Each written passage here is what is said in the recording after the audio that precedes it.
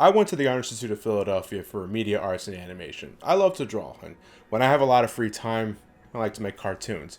But if there was ever a specific major I had the utmost respect for, it was fellow students majoring in interior design.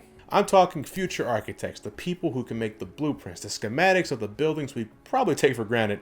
It takes a crap load of planning, budgeting, and creativity to make structures that people or clients can use, and I imagine that's pretty stressful stuff. Now what the hell does that have to do with today's video? Well, today I'm looking at Prison Architect, the latest from Introversion Software. They're responsible for titles like Uplink, Darwinia, DEFCON, and Multiwinia. They specialize in real-time strategy and have done a damn good job at it if their sale figures are anything to go by. But this game is more of a sim, like SimCity, only in a prison setting, hence Prison Architect. Now this one here has been seeing non-stop tweaking since the game was released into early access on Steam in September of 2012. No joke, there's been over 36 separate updates since then, each bringing something changed or completely new to the build. Well, the developers certainly sound dedicated, and that's good, and from the looks of it, it's paying off. Over 1 million people are playing the game, and it's relishing in positive feedback. As of today, version 1 has been officially released over on Steam for newcomers to buy, and Introversion Software has kindly asked me to give it a look-see. But I feel I must admit, this normally doesn't look like something I would play.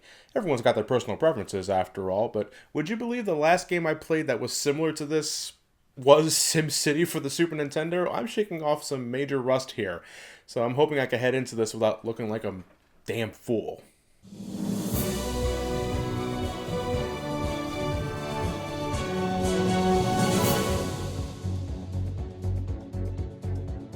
Prison Architect puts you in the hands of an upcoming architect. I'm sure there was a better way of writing that, but it's true. You're given a plot of land to make your ideal prison, perfect for containing criminals of all security levels, whether they're the most despicable of murderers or someone just going through a rough patch. Yes, I was also thinking of zero punctuation when I looked at the graphics initially, and I still sort of do, but the way the characters are designed isn't really the point of the game, it's everything else around them. Oh, if it were only as simple as keeping criminals locked in their cells. Let's assume for a second you're not playing in sandbox mode, though I'll get into that soon.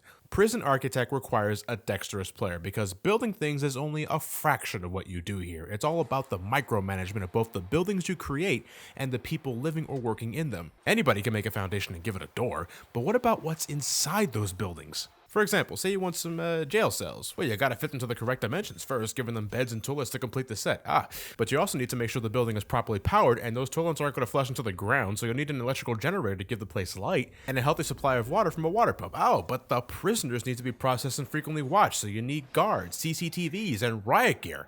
And you don't want everyone to starve, so you need a kitchen, a canteen, and most importantly, cooks to actually make the food. If something should happen to your staff or prisoners get a little rowdy, you'll need doctors, who also need a sick bay to be stationed to. Staff can also get physically exhausted, so they'd like a little lounge area too, if you please. Classrooms to get basic education, chapels to give lost souls some faith, visitation centers to keep in contact with families, spacious yards to get some fresh air. All of this while practicing good time management because time stops for nobody, and it takes a bit for all the pieces to fall in place. Jeez, you are a prison architect. Now, I'm sure they're taking some liberties here and there, but you got your work cut out for you from the moment the game begins, and this like totally shits on like Papers, Please, where you're sitting on your ass and just like fucking pounding papers pretty much the entire day. I would think the greatest challenge is keeping everything within the budget, however. You don't have unlimited funds. Everything costs money to do, and when starting off, there's a number of variables to keep in mind, something like the initial size of your prison.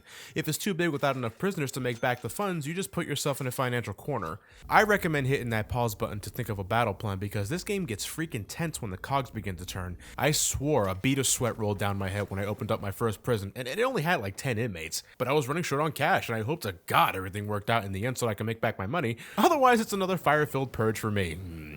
Smells like failure. But if this all seems overwhelming for you, and I didn't even get into the little intricacies of scheduling and recreational programs for the inmates, Prison Architect gives you additional options to contemplate. If you want to, you can play in sandbox mode, where you have infinite money to spend as you want, and build as much as the land allows you to. Of course, you still need a fully functional prison in the end, but you can really flex your creative muscles here. Just take a gander at the Steam Workshop page for the game. I get my jollies just from looking at these things. Like, I don't want to tamper with any of it because who am I to ruin the USS Enterprise, huh? A jerk, that's who. Or the Borg. As for another option, Prison Architect brings us a story campaign. A total of 5 chapters are available, focusing on different scenarios for separate characters, going through the kind of situations one can face living inside a prison. And it's surprisingly enriching. Don't let the graphics fool you. It's a tale of human misery and corruption that I want to see continue, and I hope it does. But this campaign also serves as a way to break in new players on how they can get the most out of being a full-fledged prison architect in other modes. You're given more than enough money to make the most out of things, but story-related events like riots and prison fires keep you on your toes so that you can't slack off. So if Prison Architect seems intimidating at first, I personally recommend the campaign or sandbox mode. I wouldn't say Prison Architect is not for those of weak constitution, but I feel it asks more than what the player is probably accustomed to at this day and age, with the sheer amount of variables to keep an eye on. But this is also assuming you're into sim games at all. As someone who doesn't often play this sort of game, most of my enjoyment came from the aforementioned campaign and sandbox, because I was able to ease myself into it, and I think the interface is user-friendly enough to get everyone to understand the mechanics. But version 1 is also rocking a brand new mode called Escape, where you control a prisoner, and attempt to ditch whatever prison you generated, or perhaps download it from the Steam Workshop. By building a reputation, you can recruit members to your squad and make a name for yourself inside these walls of confinement, and then you can eventually plan your escape, either by taking on the guards head-on, or escaping via a tunnel in your toilet. See? I knew those were nature's warp pipes. You can build your rep by starting random fights with other prisoners, or you can also break things, and the idea of getting a tougher image by repeatedly breaking chairs seems very humorous to me. Hey, I'm just giving the construction crew more work, nothing wrong with that, am I right? Yeah, that's right, go about your business. I'm just gonna keep fucking these chairs up. Escape mode brings a whole different level of tension to the game because it's all a giant process. You gotta build that rep, you gotta find the right tools to escape, and then when all the pieces come together, you gotta follow your plan to the T and hope the fuzz don't catch your ass or get the upper hand, because you risk losing everything. My hands were shaking when I got this far with my crew, but when you can manage to win, I swear it's like hitting the daily lottery. Version 1 of Prison Architect is available today on Steam for the standard price of $29.99. You can read all about it by clicking on the link in the description below and buy it if you're interested. Later this week, I'm going to do a short live stream of it so I can elaborate on details I didn't cover in this video. Thanks again to Introversion Software for letting me try out version 1 of the game, and I hope everything works out for them. But for all of you watching, I got the Super Mario Maker review coming very shortly. Thank you all for waiting on that one. And I thank you all for watching. You have yourselves a fantastic night, and take care.